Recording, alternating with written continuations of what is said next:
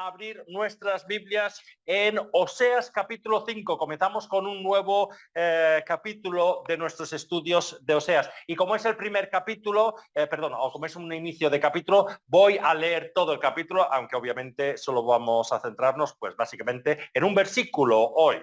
Y dice esto, Oseas 5, versículo 1. Oíd estos sacerdotes. Pon atención, reino de Israel. Escucha, casa real. Contra vosotros es la sentencia. En Mizpa habéis sido una trampa. En el monte Tabor una red tendida. En Sitín una fosa abierta. Por eso yo los disciplinaré a todos. Yo conozco bien a Efraín. Israel no me es desconocido. Pero ahora Efraín se ha prostituido e Israel se ha mancillado. No les permiten sus malas obras volverse a su Dios. Su tendencia a prostituirse les impide conocer al Señor. La arrogancia de Israel testificará en su contra. Israel y Efraín tropezarán con su maldad y hasta Judá caerá con ellos.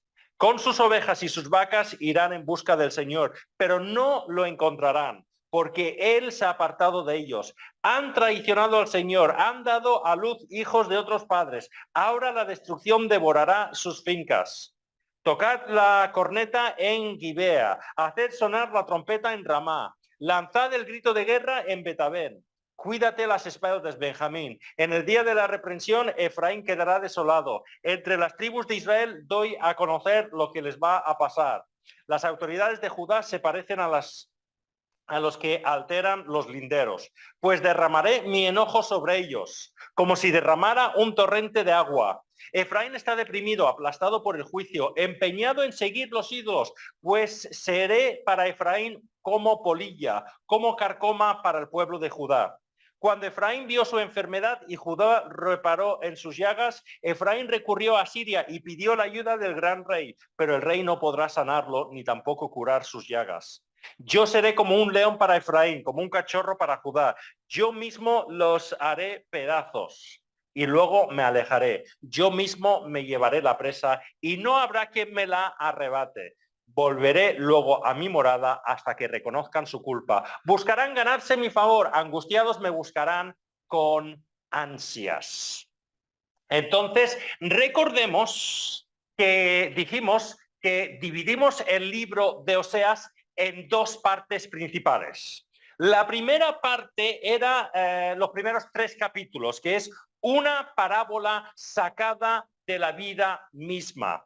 Y vimos ahí cómo Dios usa el matrimonio de Oseas, que Gomer, su esposa, le fue infiel, para demostrar el dolor y que Israel está haciendo lo mismo con Dios. Están siendo infieles, ¿vale?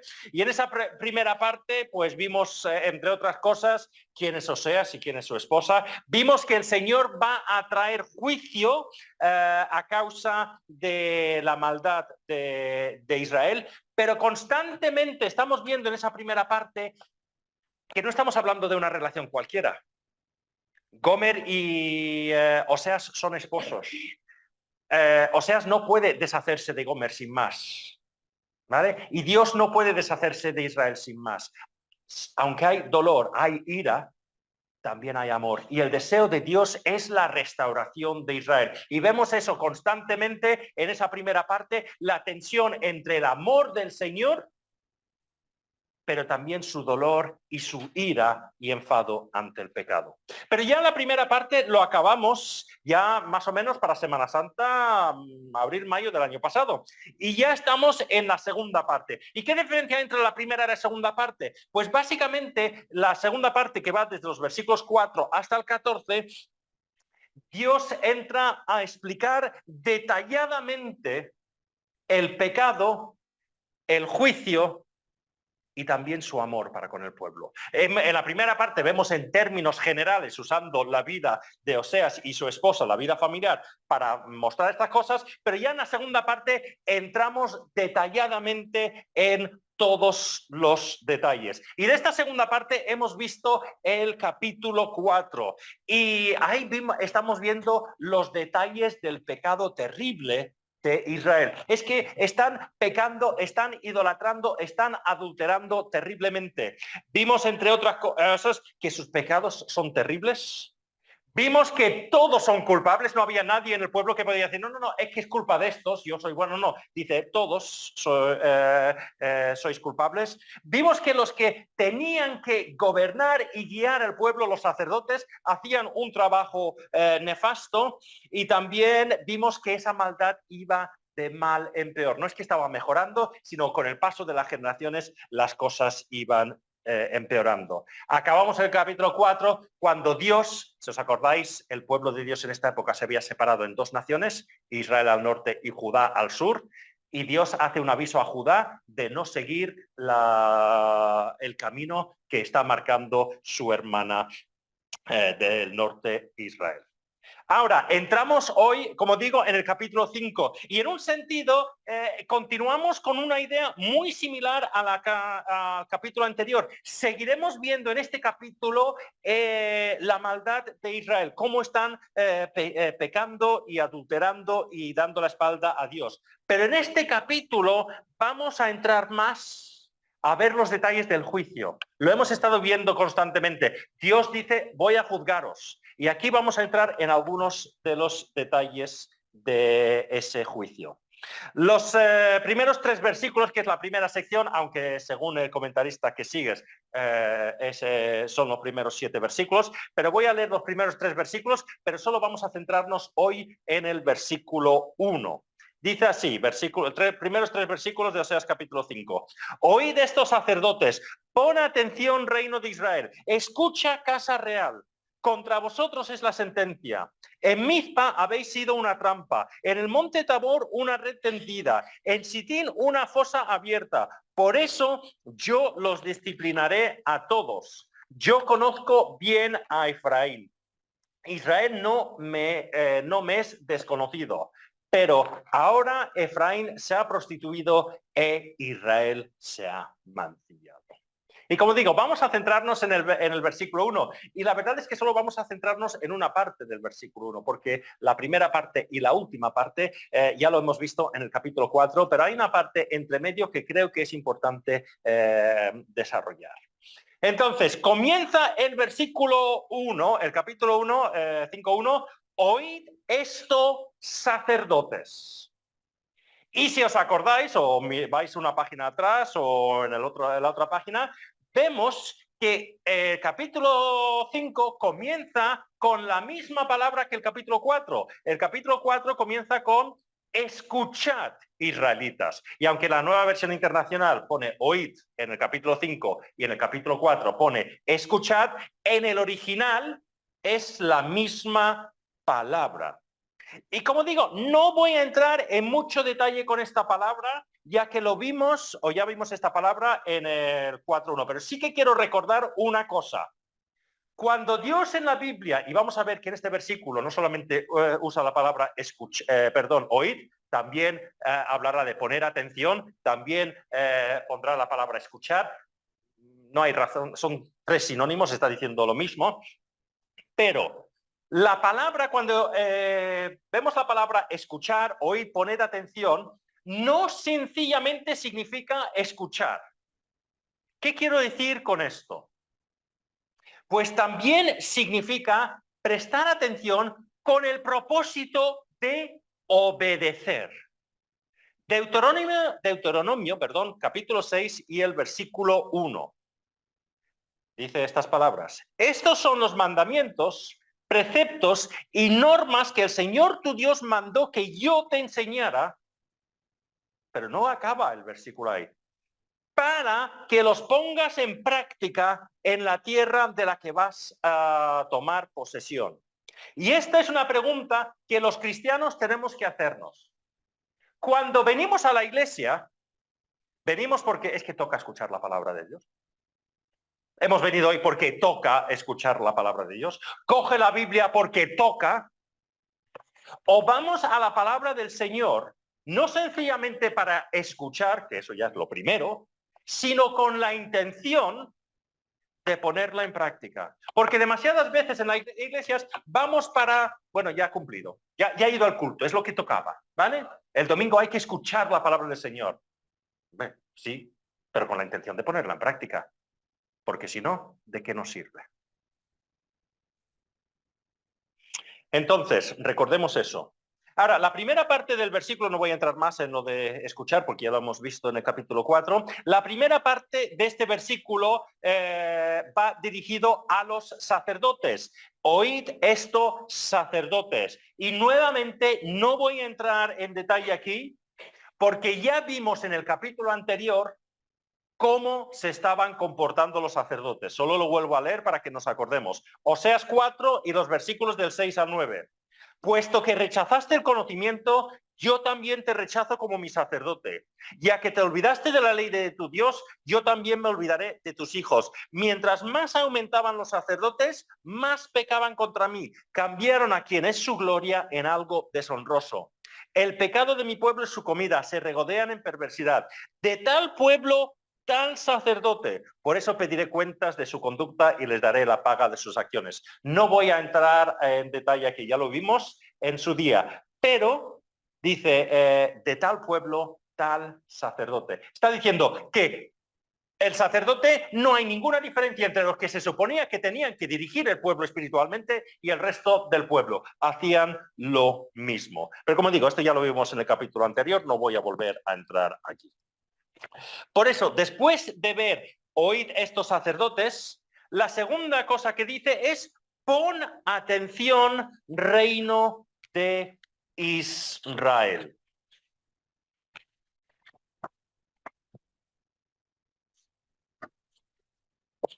Y este versículo deja claro que no solo se limita a los sacerdotes. Dice el Señor por el profeta a Israel que pongan atención. Como hemos dicho, oír, escuchar, poner atención, más o menos son sinónimos, ¿vale? Son tres expresiones que realmente son sinónimos. Pero aquí, en esta segunda parte del versículo, Dios no se está dirigiendo a los sacerdotes, sino al pueblo. El pueblo tiene una responsabilidad también. Es verdad, como estamos viendo, que los sacerdotes no estaban haciendo su trabajo. Y es verdad que, como veremos a continuación, los gobernantes civiles, los reyes, la Casa Real, tampoco estaban haciendo su trabajo. Pero el Señor está dejando claro que las autoridades religiosas y las autoridades civiles no hagan su trabajo, no exime al pueblo de su responsabilidad. Ellos también están recibiendo esta profecía y deben prestar atención a ella. Y esto es muy importante porque muchas veces en la iglesia somos muy comodones. Eso es trabajo del consejo. Eso es trabajo del pastor. Eso es trabajo de... Y eso no lo dice la Biblia. En la iglesia, en el pueblo de Dios, nos deja claro su palabra que van a haber falsos profetas siempre. Siempre en la iglesia.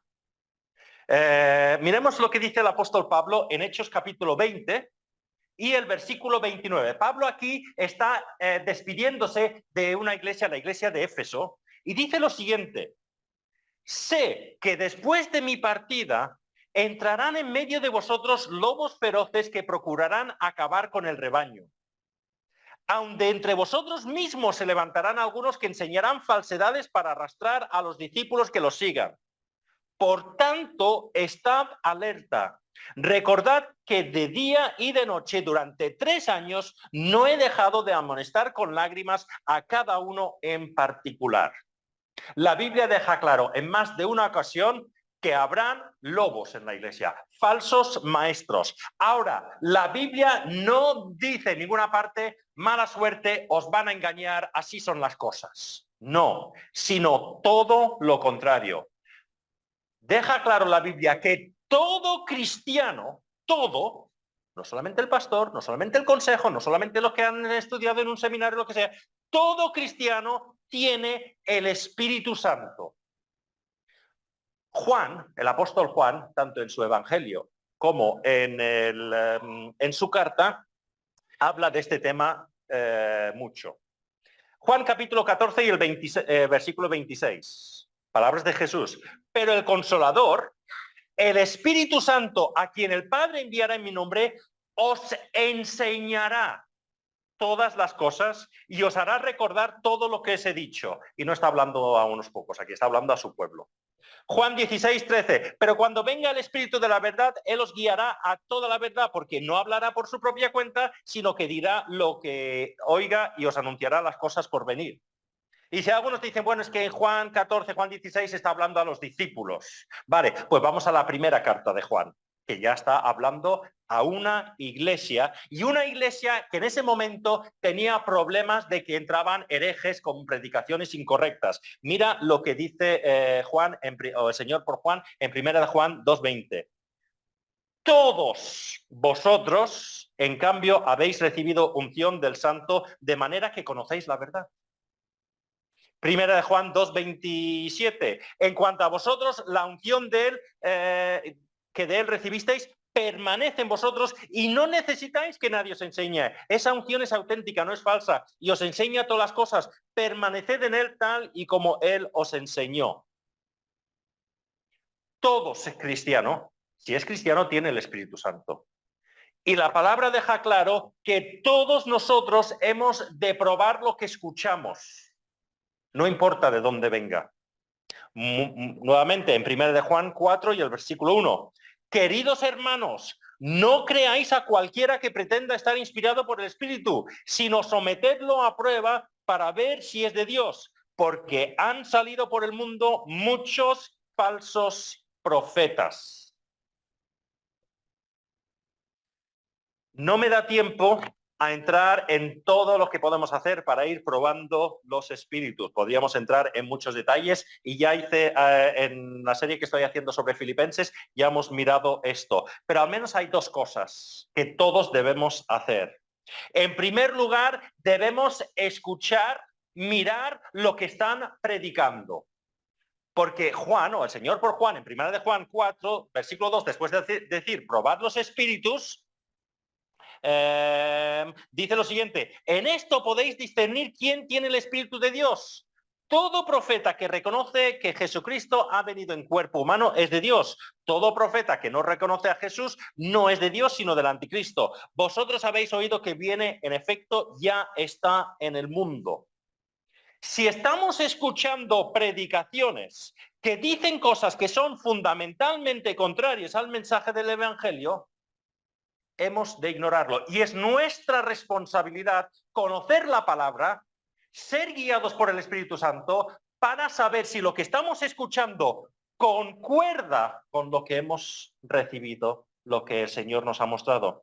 Volvamos un momento otra vez a Hechos 20, cuando Pablo habla a la iglesia de Éfeso. Versículo 31. Por tanto, estad alerta. Recordad que día y noche durante 3 años no he dejado de amonestar con lágrimas a cada uno en particular. Dice, estad alerta y recordad lo que yo os he enseñado, que es palabra de Dios. ¿Estamos alerta?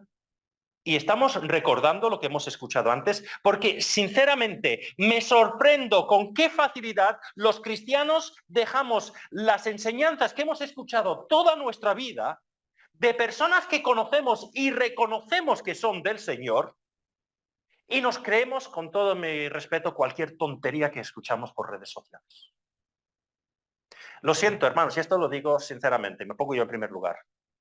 Si escucháis algo en redes sociales que es diferente a lo que estoy predicando yo, solo hay dos alternativas. O yo estoy predicando la falsa doctrina o están predicando la falsa doctrina en redes sociales. De estas cosas fundamentales estoy hablando.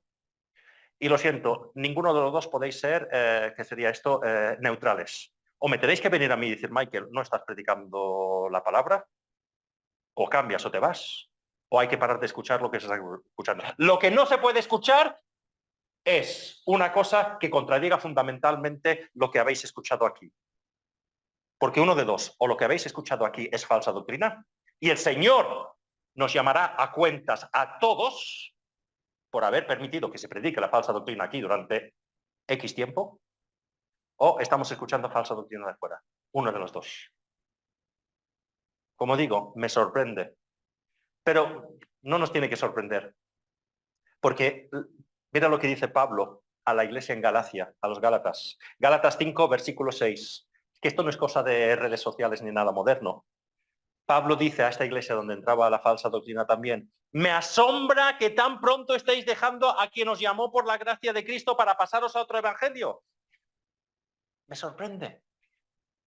No es que haya otro evangelio, sino que ciertos individuos están sembrando confusión entre vosotros y quieren tergiversar el evangelio de Cristo. Pero aun si alguno de nosotros o un ángel del cielo os predica un evangelio distinto al que hemos predicado, que caiga bajo maldición. Como ya lo hemos dicho, ahora lo repito: si alguien os anda predicando un evangelio distinto al que recibisteis, que caiga bajo maldición. La primera cosa que tenemos responsabilidad todos los creyentes es, conociendo la palabra y con la dirección del Espíritu Santo, saber lo que estamos escuchando. Venga de quien venga. No vale decir: es que este es el pastor, o este tiene tantos seguidores en internet.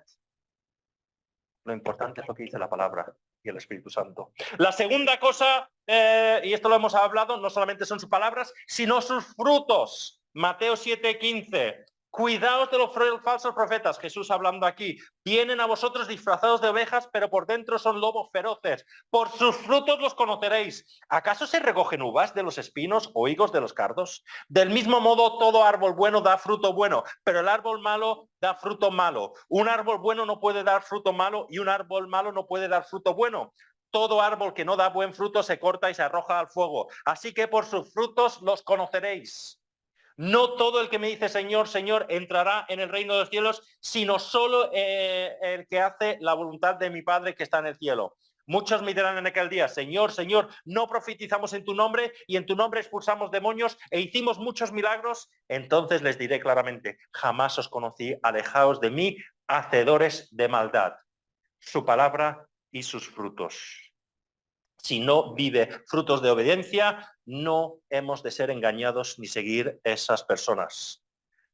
No somos llamados como cristianos a escuchar y seguir cualquier doctrina, sino probar las palabras, probar las acciones. Y no vale, como digo, la excusa: es que los sacerdotes iban por mal camino. El Señor está diciendo: sí, pueblo, pero vosotros estáis siguiendo ese camino y también seréis juzgados. Oíd estos sacerdotes, poned atención, pon atención, reino de Israel. Escucha, la tercera cosa, escucha, casa real. Por último, llegamos a la casa real. Como hemos visto desde el inicio de este libro, la casa real había instado a la idolatría del pueblo desde el inicio. Recordad, hay un momento que el pueblo de Dios se separa en dos estados: Israel al norte y Judá al sur. Y el rey del norte, el nuevo rey, dice: yo no quiero que mis ciudadanos vayan a Jerusalén al templo para adorar, porque quizás se den cuenta que han hecho una tontería separándose y que querrán unirse nuevamente. Así que, ¿qué hizo el rey? Dice: no hace falta que vayáis a Jerusalén. Le puso unos ídolos en el norte y dice: adorad aquí, ya está. Desde el inicio, la casa real había instado al pueblo a la idolatría. Pero aquí vemos nuevamente que Dios no hace acepción de personas. Mira a los religiosos y le dice: vais a ser juzgados. Mira al pueblo, vais a ser juzgados.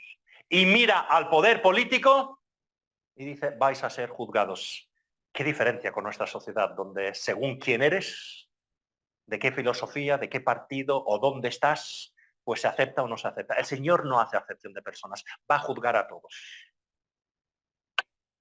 Dirigentes religiosos, el pueblo y la casa del rey. Pero continúa: contra vosotros, oíd estos sacerdotes, pon atención, reino de Israel, escucha, casa de Israel, contra vosotros es la sentencia. Va a venir el juicio, va a venir la sentencia. Y aquí muchos creen que Dios está hablando o haciendo especial énfasis sobre los sacerdotes y sobre la casa real, ya que uno de los trabajos de los sacerdotes y la casa real era juzgar con justicia, dictar sentencias justas. Y no lo estaban haciendo, como hemos estado viendo, y sino todo lo contrario. Pero eso es la confianza que debemos tener. Vemos que el Señor dice que ha puesto a las autoridades para gobernar, para traer justicia, y tantas veces vemos que no hay. Pero no nos hemos de desesperar, porque el Señor pondrá la justicia. No dependemos de si el gobierno de turno, los líderes religiosos, lo que sea, estén haciendo su trabajo correcta o incorrectamente. El Señor les juzgará, pero vendrá y dictará sentencias justas. Tengamos eso en cuenta. Y Dios explica la razón por la cual los sacerdotes, los gobernantes y también, como vemos, el pueblo va a ser juzgado. Oíd a estos sacerdotes, poned atención, reino de Israel, escucha casa de real, contra vosotros es la sentencia. En Mizpa habéis sido una trampa, en el monte Tabor una red tendida. Dijimos en Oseas capítulo 4 y el versículo 18, dijimos que hay una frase ahí que dice, y hasta sus gobernantes aman la deshonra. Y la palabra gobernante en el original es escudo, porque el trabajo de los gobernantes, tanto religiosos como civiles aquí, era protección contra el pueblo. Era protegerles y guiarles. Pues en vez de hacer eso, dice, lo que estáis haciendo es que estáis llevando a la gente hacia una trampa, hacia una red tendida. Eso es como cazaban los pájaros y los animales en Israel. Era bastante rural, así que o ponían trampas en los caminos para pillar al animal, o ponían una red para que volase el pájaro y quedarse enganchado y cogían los pájaros, ¿vale? Pues está diciendo, en vez de proteger al pueblo, los estáis llevando por un camino que es una trampa, que es una red tendida. ¿Y qué es esa trampa? Pues ya lo hemos estado viendo desde el inicio, la idolatría. Y habla de Mizpa y Tabor. ¿Os acordáis que en Oseas 4:15, si os acordáis, hablábamos de que el Señor dice a Judá, no vayas a Gilgal ni vayas a Betabel? Y dijimos que esos eran sitios que antiguamente habían sido lugares de adoración al Señor, pero se habían convertido en lugares de idolatría. Pues lo mismo, la mayoría de los comentaristas entienden de Mizpa y Tabor. Mizpa era un sitio donde muchas veces vemos que Israel se congregaba para hacer reuniones y conocer la voluntad de Dios antes de que tuviese rey, antes de que se construyera el templo. Si miráis el libro de Jueces y también al principio el libro de Samuel, veréis que muchas veces se convocaba a todo Israel en Mizpa para conocer la voluntad del Señor. Tabor no sale tanto, pero parece que tenía una idea similar. Ahí se congregaban algunas veces para hacer reuniones y conocer la voluntad de Dios. Por ejemplo, en la historia de Débora, cuando Débora dice a Barak, oye, vete ya a la batalla, están en el monte Tabor. Pues parece que estos sitios, Mizpa y Tabor, que en el pasado habían sido sitios de ir a adorar al Señor y conocer su voluntad, ahora, igual que Gilgal y Betel, se habían convertido en lugares de idolatría. Sobre todo Tabor, que era una montaña, parece ser que se practicaba mucho la idolatría ahí. Pues está diciendo a los sacerdotes y a la casa real, en vez de proteger a mi pueblo, les habéis llevado por un camino de trampas. Les estáis instando a la idolatría en Mizpa y Tabor, entre otros sitios. Por eso el Señor va a juzgar a los sacerdotes. Por eso va a juzgar a la casa real. Pero recordemos, el pueblo no se sale diciendo, bueno, es que los sacerdotes nos lo dijeron, es que la casa real lo dijo. El Señor se está diciendo, tenéis esta profecía también. No tenéis excusa de caer en la trampa. Vosotros también tenéis la palabra. Y nosotros como cristianos, sea cual sea la labor que tenemos dentro de la iglesia, todos tenemos una responsabilidad de conocer bien al Señor, conocer bien su palabra, ser guiados por el Espíritu Santo, para que sea que seamos, permitidme la expresión entre comillas, sacerdotes, casa real o reino de Israel, pueblo, que ninguno de nosotros tiene la excusa de decir, es que caí en la trampa porque me llevaron.